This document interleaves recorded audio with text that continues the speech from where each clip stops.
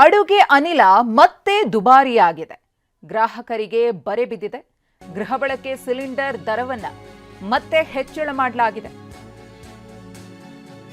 29 ರೂಪಾಯಿಗೆ ಹೆಚ್ಚಳ ಮಾಡಲಾಗಿದೆ. 14.2 ಕೆಜಿ ಸಿಲಿಂಡರ್ನ ಬೆಲೆ 29 ರು ಏರಿಕೆಯಾಗಿದೆ. ಇದು ಕಳೆದ 3 ತಿಂಗಳಲ್ಲೇ ಎರಡನೇ ಬಾರಿಗೆ ಬೆಲೆ ಏರಿಕೆ ಆಗಿರುವುದು. ಮೊನ್ನೆಯಷ್ಟೇ ಕಮರ್ಷಿಯಲ್ ಸಿಲಿಂಡರ್ ದರವನ್ನು ಏರಿಕೆ ಮಾಡಲಾಗಿತ್ತು. ವಾಣಿಜ್ಯ ಸಿಲಿಂಡರ್ ದರ ಅದು ದಾಖಲೆಯ ಮಟ್ಟದಲ್ಲಿ ವಾಣಿಜ್ಯ ಸಿಲಿಂಡರ್ ದರ ಏರಿಕೆ ಆಗ್ತಾನೆ ಇತ್ತು. 3 ತಿಂಗಳಲ್ಲಿ 4 ಬಾರಿ ಏರಿಕೆ ಮಾಡಲಾಗಿತ್ತು. ಇದೀಗ ಗೃಹ ಬಳಕೆ ಸಿಲಿಂಡರ್ಗೂ ಕೂಡ ದರ ಏರಿಕೆಯ ಶಾಕ್ ತಟ್ಟಿದೆ. 14.2 ಕೆಜಿ ಸಿಲಿಂಡರ್ನ ಬೆಲೆ 29 ರೂಪಾಯಿ ಹೆಚ್ಚಳವಾಗಿದೆ.